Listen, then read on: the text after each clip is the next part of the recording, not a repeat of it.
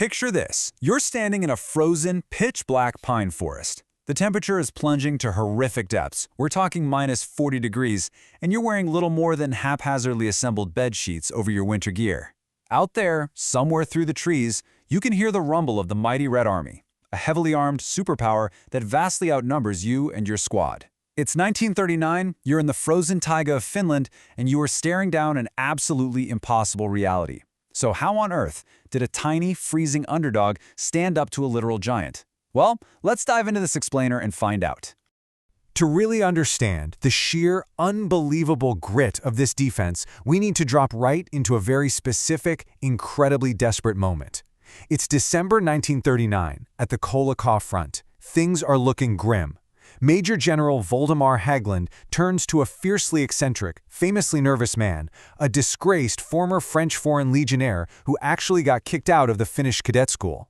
The general looks at him and asks the single most desperate question of the entire Winter War. Will Kollaa hold?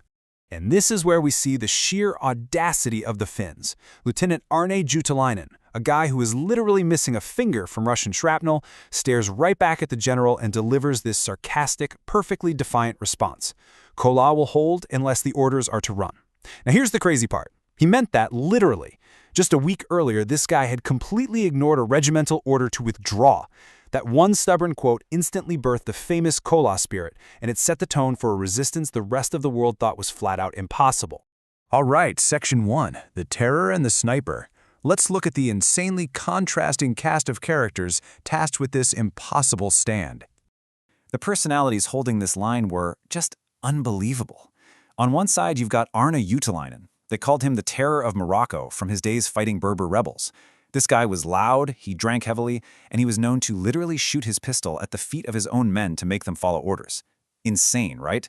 Yet his men called him Papa because he fiercely protected them. On the exact opposite end of the spectrum, in that very same company, you have Corporal Simo Häyhä, the White Death, a notoriously quiet, unassuming farmer who just happened to become history's deadliest military sniper. So you've got a screaming, pistol-waving terror and a silent, deadly phantom. Together, they were an absolute nightmare for the invaders. Moving on to Section 2, the Giant's Disastrous Mistake. How did these eccentric guys even end up fighting a superpower? Well, it started with a colossal miscalculation. The Soviet Union attacked Finland expecting a total walk in the park. They literally thought they'd just march in, win quickly, and be home by Christmas. And because of this monumental arrogance, tens of thousands of Soviet troops were hurled into the freezing wilderness with virtually zero Arctic training. I mean, they were actually wearing highly visible khaki uniforms in a landscape completely blanketed in white snow. Meanwhile, the vastly outnumbered Finns are out there gliding around on skis, camouflaged in snow capes made out of actual bed linens from their houses. On paper, it's a hilarious logistical blunder. In reality, it was absolutely fatal. Which brings us to Section 3, bed linens and hit and runs. This is how you fight a giant. You have to weaponize the weather, the geography, and rely on sheer improvisation. The strategy the Finns used is known as the Fabian defense. Named after a Roman general, this is not your classic two armies clashing on an open field kind of warfare. No, this is a strategy of delay, scorched earth tactics, and progressive attrition. You just bleed a larger enemy dry. The Finns turn their own frozen homeland into a giant, incredibly lethal game of hide-and-seek. Just think about how they executed this.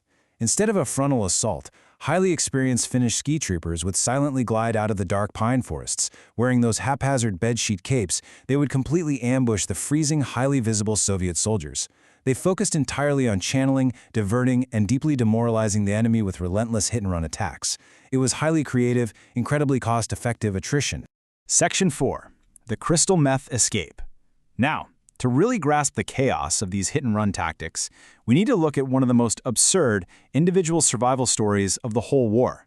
Meet ski trooper Aimo Koivunen. Picture the scene. It's a blistering cold night. Aimo and his unit are out on a brutal ski patrol deep in the wilderness. They've been trekking through this freezing, hostile terrain for over 3 days straight. Every single man is running on empty. Suddenly, boom, gunfire everywhere. They come under sustained, overwhelming fire from a massive force of Soviet soldiers. It's a textbook ambush.